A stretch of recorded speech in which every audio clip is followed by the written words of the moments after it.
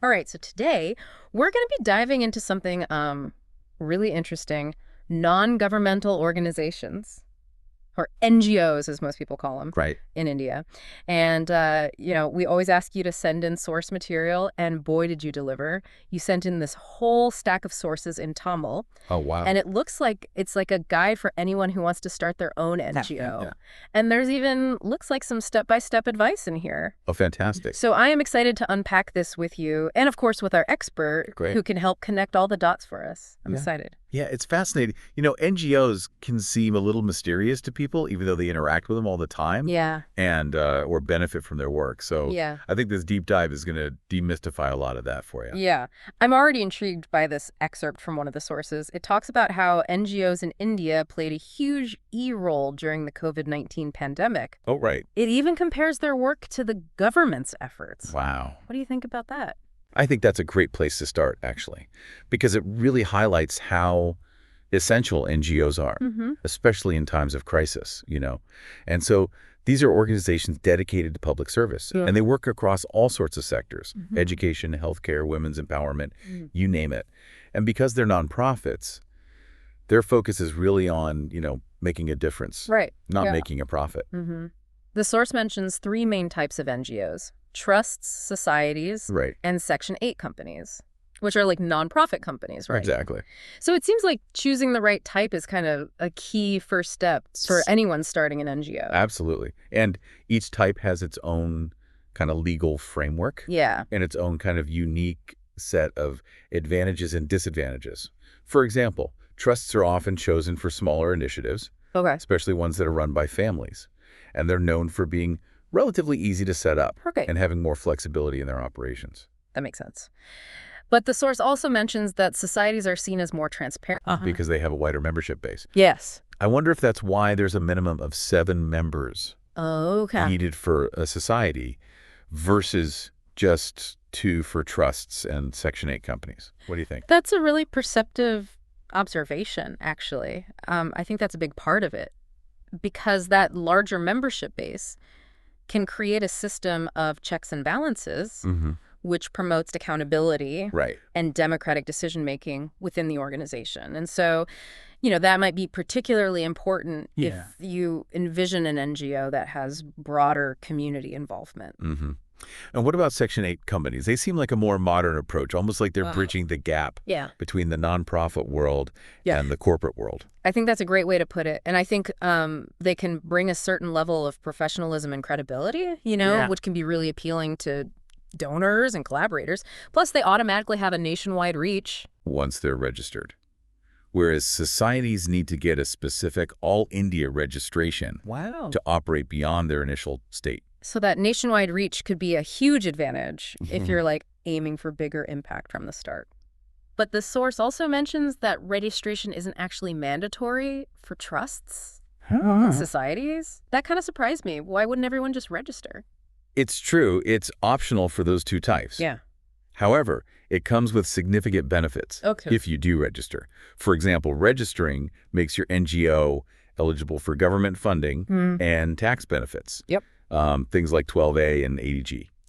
So that's where those tax codes come into play. The source mentions them as being really important. Can you break down what they actually mean, like for NGOs and for the donors? Of course. Yeah. So Section 12A of the Indian Income Tax Act exempts NGOs from paying income tax on donations. Okay. So it's basically, recognizing the social good they're doing and giving them a break so they can focus on their mission. Section 80G is actually a win for donors because it allows them to claim tax deductions on their contributions. Wow. And so it encourages giving because it makes supporting these causes financially attractive. I can definitely see why those tax benefits would be a big incentive for NGOs Yes. to register. And speaking of processes, the source really dives into the specific laws that govern each type of NGO. So there's the Indian Trust Act of 1882 Right. for trusts, the Indian Societies Act of 1860 Okay. for societies, and the Companies Act of 2013 for Section 8 companies. And it even mentions that some states have additional laws Oh, wow. regulating NGOs. It seems like a lot to keep track of.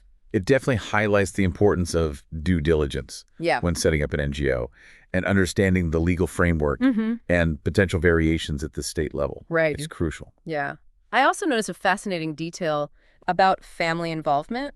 The source says that families can be part of trusts, but having too many family members on the managing committee of a society could actually lead to problems with registration.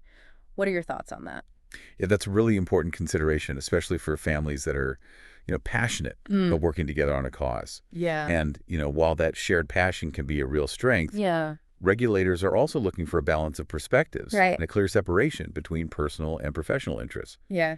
And so that's why having a diverse managing committee with external members can be particularly important for societies. So it's not about excluding family altogether, but more about just making sure there's good governance and transparency in the decision making. Exactly. Okay.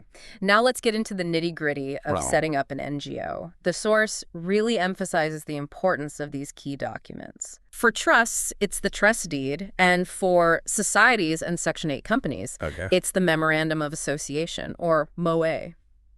I have to admit, that sounds kind of intimidating. They're crucial documents, but they're not meant to be intimidating. The trust deed outlines the purpose and rules of the trust, while the MOA defines the objectives and operational framework for societies and Section 8 companies. Okay. So they lay the groundwork for the organization and guide its activities. Okay. And I even found a government circular from Tamil Nadu included in the sources. Oh, wow. It specifies that these documents can only be prepared by lawyers or licensed document writers. It even requires signatures, license numbers, and photos that's interesting. on the final document. That's a great find. That really underscores the level of regulation surrounding NGO establishment and the emphasis on accountability and proper legal procedures. Yeah. It's clear that navigating the legal side of things is a big part of starting an NGO. But we can't forget about the practicalities of managing the organization's finances, too. Absolutely. Financial management is a cornerstone of any successful NGO. Well, according to the source, having a dedicated bank account is non-negotiable for NGOs. It's essential for managing, day-to-day transactions and filing those yearly financial reports. I even saw a few YouTube video titles mentioned in the source that seem like they could be really great resources for people just learning about banking best practices for NGOs. Those are incredibly valuable, Yeah, and of course, we can't forget about funding. Of course not. That's the lifeblood. That's the lifeblood of any NGO. Of any NGO. And it's what allows them to do their work and make an impact. The source outlines 6 main avenues for securing funding.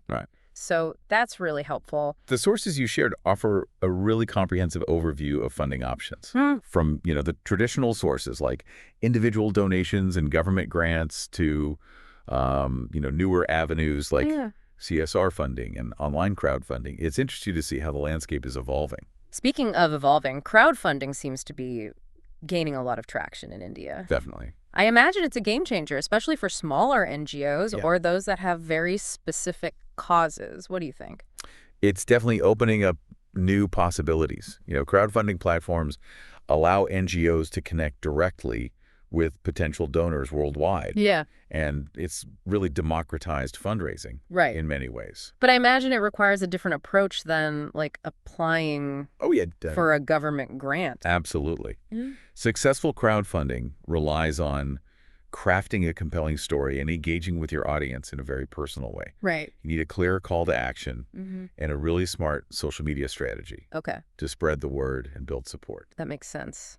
You need to grab people's attention and make them feel personally invested. Exactly. It's about building a connection, showcasing the impact their contribution will make, and making it easy for them to support you. Okay, so crowdfunding might be great for getting a project off the ground, but what about securing those larger, more sustainable sources of funding like government grants? What's the key? That's where those documents we talked about earlier come into play, along with some other essentials.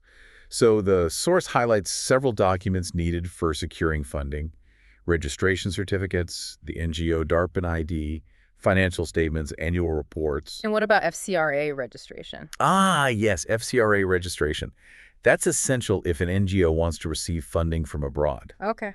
And it ensures transparency and compliance with regulations surrounding foreign contributions. That makes sense that there would be like extra layers of scrutiny Right, when yeah. it comes to funding from outside India. Exactly. It's about maintaining national security and ensuring that foreign contributions are used responsibly and ethically for the benefit of the Indian people. I noticed the source also highlights the importance of NGO DARPAN registration. Yeah. It even calls it mandatory. Right. What exactly is NGO DARPAN, and why is it so important? That's a great question, and it leads us into a whole other aspect of the NGO landscape in India. Okay. NGO DARPAN is a government platform that acts as a central hub for NGOs, trusts, societies, Section 8 companies. They can all register. So it's more than just a registration platform. It's a valuable resource for NGOs and the government alike. Okay. For NGOs, it offers access to central and state government funding opportunities. Wow. But it's also a platform for connecting with other NGOs, Oh, cool. sharing best practices, and even collaborating on projects. It sounds like a really powerful tool for building a strong and interconnected NGO sector in India. It is. It fosters transparency, accountability, and collaboration, which are all essential for creating a thriving and impactful nonprofit ecosystem. Wow, we've covered a lot of ground already. We have. From the different types of NGOs and the nuances of registration to the evolving landscape of funding and the importance of platforms like NGO DARPAN. It's clear that there's a lot to consider when navigating the world of NGOs in India. It's a complex but fascinating world. Yeah. And we've just scratched the surface. I'm curious to delve a bit deeper into some of these aspects. Like, what are your thoughts on the practical implications of choosing one NGO structure over another? Why? What factors might sway someone towards a trust versus a society, for example? That's a great question. And it's something that potential NGO founders should carefully consider. Because the choice of structure can have long-term implications for the organization's operations, its funding, and even its public image.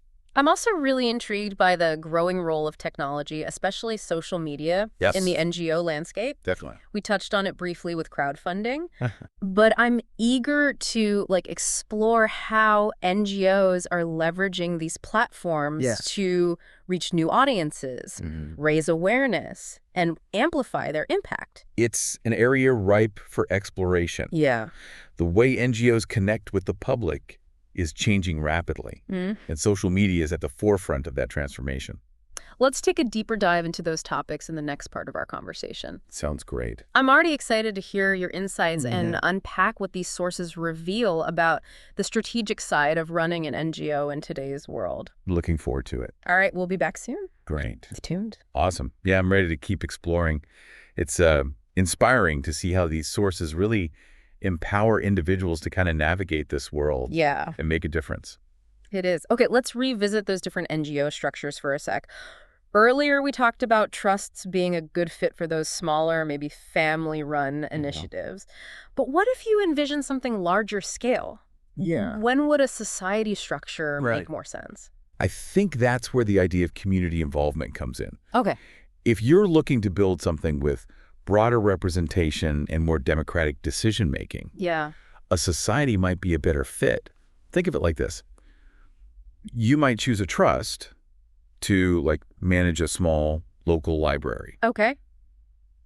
But if you're dreaming of establishing a network of libraries across a region, a society structure with its larger membership and more formal governance could be more advantageous. That's a helpful distinction. So it's not just about the size of the operation, but also about how you want to involve the community in the decision-making. Okay. And then we have Section 8 companies. They're interesting because they kind of bring that corporate structure into the nonprofit world. We mentioned earlier, their nationwide reach and how that could be a big draw. But what are some of the other strategic advantages of choosing a Section 8 company? One key advantage is the perception of professionalism and credibility that kind of comes with a corporate structure. Okay. And this can be especially important when you're seeking funding from larger donors or collaborating with established institutions. They might feel more comfortable working with an organization that has a familiar governance framework. I can see how that would make a difference, especially when you're trying to, like, build trust and Diagnose. attract significant investments. Precisely.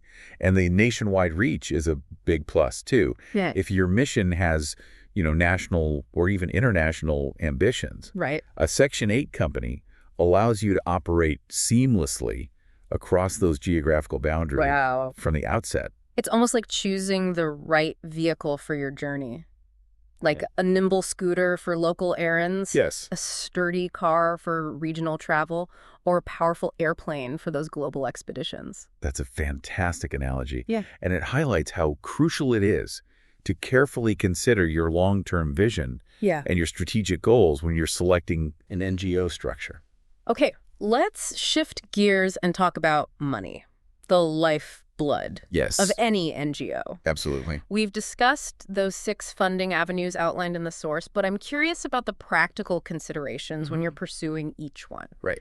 Let's start with individual donations. Okay. What are your thoughts on making individual donors feel valued and engaged? Building strong relationships with the individual donors is essential. Yeah. It's about making them feel like they're part of something meaningful, showing them the tangible impact of their contributions.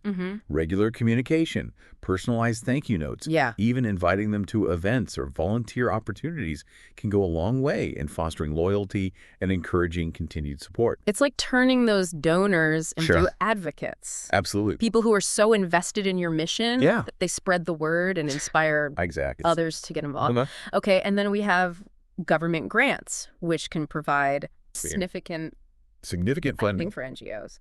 But I imagine securing those grants is incredibly competitive. It is. What advice would you give to an NGO that's looking to, like, tap into those government funds? Thorough research is key. Okay. Identify grants that align with your mission and your eligibility criteria. And remember, all those documents we talked about earlier, your registration certificates, financial statements, NGO DARPAN ID, they all play a crucial role in demonstrating your organization's credibility and capacity to manage funds effectively. It sounds like a meticulous process. It does. But the payoff could be huge. It definitely requires effort and attention to detail. But accessing those government resources can be a game changer, especially for organizations that are focused on areas that align with, like, national development priorities. Now let's talk about foreign funding. The source mentions FCRA registration as being essential for NGOs receiving funds from abroad.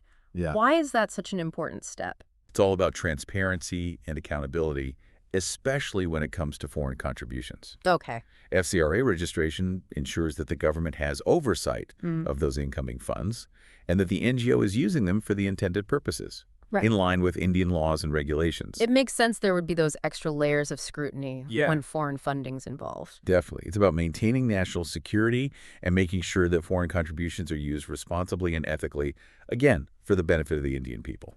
Okay. Now, let's move on to the exciting world of online crowdfunding. It seems like such a powerful tool for mobilizing support, especially for newer NGOs or those with more niche causes. It's incredibly empowering. Crowdfunding platforms have really democratized fundraising, giving NGOs direct access to a global pool of potential donors. But it's not a magic bullet. Right.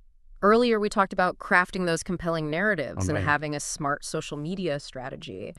What are some other, like, key ingredients for a successful crowdfunding campaign? Well, setting realistic fundraising goals is crucial. Don't aim for the moon right away. Start with achievable targets and build momentum. And remember, it's not just about asking for money.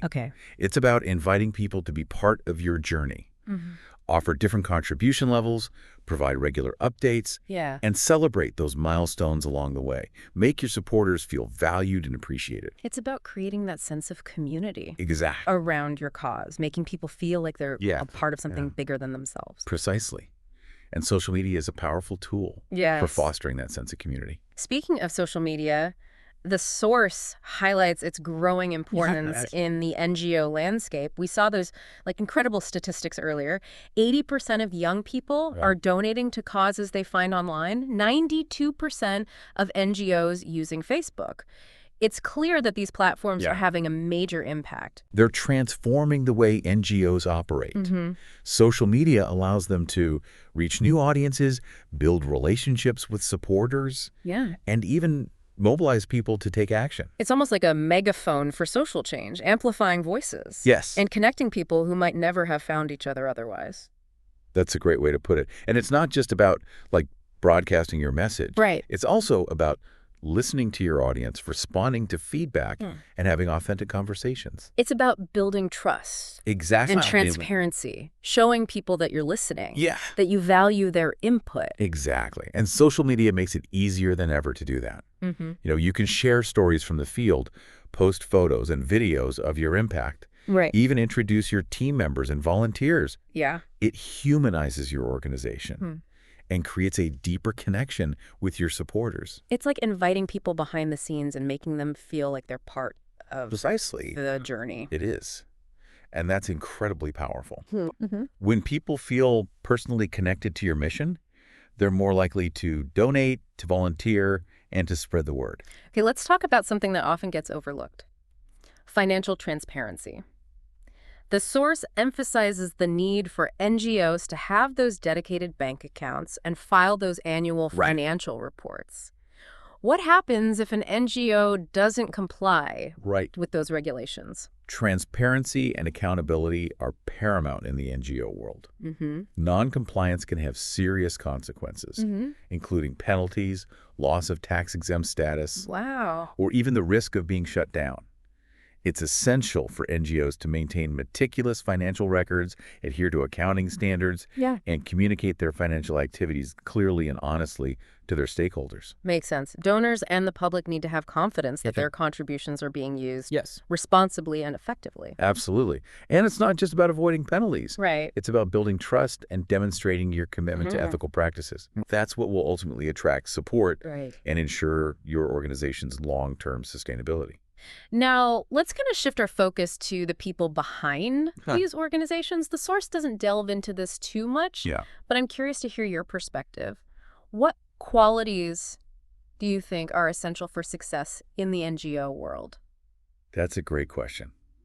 You know, while passion is often the driving force behind starting an NGO, it takes a combination of qualities to really navigate the complexities of this world and make a lasting impact. Resilience is crucial. You'll face challenges, setbacks, and moments of doubt. Right. The ability to bounce back, learn from mistakes, and keep moving forward is essential. And I imagine strong leadership skills are Absolutely. crucial too. Effective NGO leaders need to inspire their teams, build consensus, and make tough decisions. They also need to be adept at relationship building, cultivating partnerships, engaging with donors, and advocating for their cause with policymakers. And communication skills are paramount. Yes. Whether it's writing compelling grant proposals, crafting engaging social media posts, or delivering those impactful presentations, the ability to communicate effectively is essential. You've hit the nail on the head. Yeah. It's about articulating your vision, sharing stories that resonate with people, and inspiring them to get involved. So it's not just about like managing budgets and programs. Right. It's about leading with heart and vision. Beautifully said. And a deep understanding of the human condition. At its core, the NGO world is about human connection, empathy, and the unwavering belief in our collective power to create a more just and compassionate world. And that brings us back to the source material you provided. Yeah. Which offers like a practical roadmap for anyone who wants to embark on this journey. It's a reminder that change starts with a single step. Whether you're driven by like a burning passion to address a specific issue or simply a desire to contribute to a better world, there's a place for you in the NGO landscape. I love that. Okay, before we wrap up part 2, let's circle back to something we touched on earlier. Family dynamics within NGOs. The source mentioned potential issues with having multiple family members on the managing committee of a society. Can you elaborate on why that might be a concern? It's a sensitive topic, but an important one to address. You know, while family involvement can be a wonderful asset to an NGO, it's crucial to prioritize good governance and avoid potential conflicts of interest. Having too many family members in positions of power Yeah. can raise concerns about transparency and accountability, Yeah. especially in the eyes of regulators and donors. So it's not about excluding family members altogether, Exactly. but rather ensuring that there are those checks and balances in place to Yeah. maintain that healthy organizational structure. Exactly. Having a diverse managing committee with external members, establishing clear conflict of interest policies, and fostering open communication can help mitigate those risks and ensure that decisions are being made in the best interests of the organization and its beneficiaries. It sounds like navigating those family dynamics requires careful consideration It does. and a commitment to transparency and Yeah. good governance. Definitely. But with the right approach, family involvement can be a source of strength, shared passion, Yeah. contributing to the vibrancy and longevity of the organization. Well, we've covered a lot of ground in this part of our deep dive, from exploring the nuances of the different NGO structures and funding avenues to delving into the essential qualities of those successful NGO leaders and the importance of financial transparency. Yes. I'm eager to continue our exploration in the next part. Me too. We still have so much to unpack, including a deeper look at the transformative power of social media and some thought-provoking questions for our listeners Okay. to consider as they continue their journey into the world of Indian NGOs. All right, so let's jump back into our deep dive on NGOs in India. I'm really excited to explore this next topic, the power of technology and social media for NGOs. It's an area where we're seeing just incredible innovation and impact. Remember those statistics we talked about earlier? Yeah. 80% of young people donating to causes they find online. 92% of NGOs worldwide using Facebook. Wow, it's huge. I mean, these platforms are revolutionizing the way NGOs connect with the public, raise funds, and even advocate for policy changes. Yeah, it's like they've given a voice to those who might not have been heard before, right? Like a small NGO working in a remote village can now reach a global audience. That's exactly. It's leveling the playing field. It's allowing NGOs of all sizes to share their stories, build communities, and mobilize support for their causes. But I imagine it's not as simple as setting up a Facebook page and expecting the donations to just roll in. Right. What are some of the key strategies that NGOs are using to effectively leverage social media? You're right. It takes more than just having a presence on these platforms. Yeah. Successful NGOs are using social media strategically to achieve their goals. So they're defining their target audiences, crafting compelling narratives, and creating content that resonates with people. And they're not just talking AT their audience. They're engaging in meaningful conversations, they're responding to feedback, and they're building genuine relationships. So it's about fostering that sense of community and shared purpose, right? Making people feel like they're part of something bigger than themselves. Absolutely. And transparency is a big part of that, too. Yeah. NGOs are using social media to share behind-the-scenes glimpses of their work. Yeah. They're posting impact reports, and they're even introducing their team members and beneficiaries. Yeah. And so this helps build trust, and it shows donors that their contributions are making a real difference. It's like opening up the doors and inviting people in to see the impact, firsthand. Yes. That's going to be incredibly powerful for building lasting relationships. Yes. And it's also a great way to attract new supporters. People are more likely to get involved with an organization when they feel connected to its mission and the people behind it. If our listener is thinking about starting an NGO, what advice would you give them about using social media effectively? Well, first and foremost, I would say define your goals. Okay. What are you hoping to achieve with your social media presence? Yeah. Are you focused on raising awareness? Are you trying to attract donors? Or are you mobilizing volunteers? Right. Once you know your goals, then you can start crafting a strategy. And what about those compelling narratives you mentioned earlier? How do you translate an NGO's mission and impact into stories that resonate with people online? It's about finding the human element in your work. Share stories of the people you're helping, the challenges you're facing, and the triumphs that you're celebrating. Use photos and videos to bring those stories to life, and don't be afraid to show emotion. Right. People connect with authenticity and passion. I love that. It's about making people feel something. Yes. Not just telling them facts and figures. Exactly. And remember, social media is a two-way street. Yeah. Don't just broadcast your message. Engage with your followers. Right. Respond to comments, answer questions, and show that you are listening. It's like building that virtual community around your cause, right? Precisely. Yeah. And that sense of community can be incredibly powerful for driving engagement and support. Okay, so we've talked about the power of social media, but technology is evolving rapidly. What are some other technological innovations that you think NGOs could be using to maximize their impact in the future? It's a great question. We're already seeing NGOs experimenting with virtual reality. Oh, wow. To create immersive experiences that connect people with their work on a deeper level. Yeah. There's also huge potential for leveraging artificial intelligence to analyze data, personalize communications, and even automate certain tasks, which frees up staff to focus on more strategic initiatives.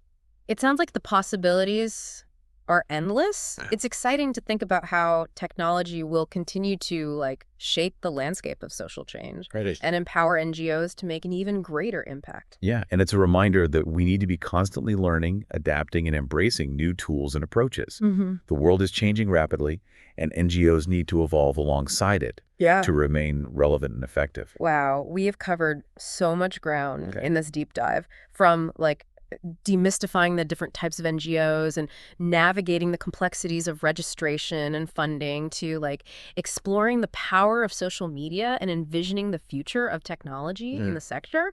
It's been an incredible journey. It really has. And I hope our listener feels empowered and inspired to continue their exploration of the NGO world. Whether they're starting their own organization, supporting an existing one, or simply seeking to understand this vital sector, there are countless ways to make a difference. Absolutely. Huge thanks to our expert for sharing your insights and expertise with us today. My pleasure. And to our listener, thank you for providing us with such fascinating source material that's allowed us to take this deep dive together. Now, before we sign off, I want to leave our listener with one final thought-provoking question. Okay. We've talked about the incredible power of technology and social media for NGOs. Yes. But we also know that these platforms can be used for less noble purposes. What are your thoughts on the ethical considerations that NGOs need to keep in mind as they navigate the digital landscape? How can they use these powerful tools responsibly and ensure that their actions align with their values and mission?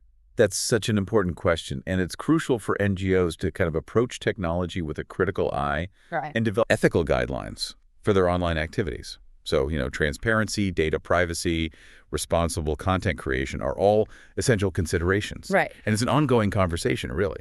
As technology continues to evolve, NGOs need to be actively engaged in shaping ethical best practices and ensuring that these powerful tools are being used for good.